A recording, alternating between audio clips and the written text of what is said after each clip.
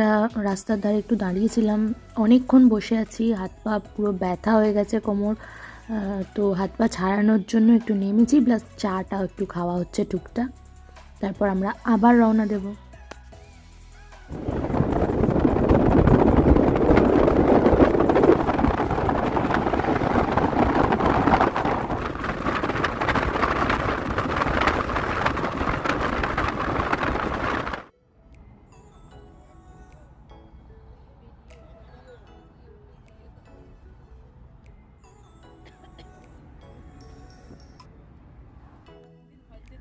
আমরা পুরুলিয়া ঢুকে গেছি, সামনে পাহাড় দেখতে পাচ্ছ।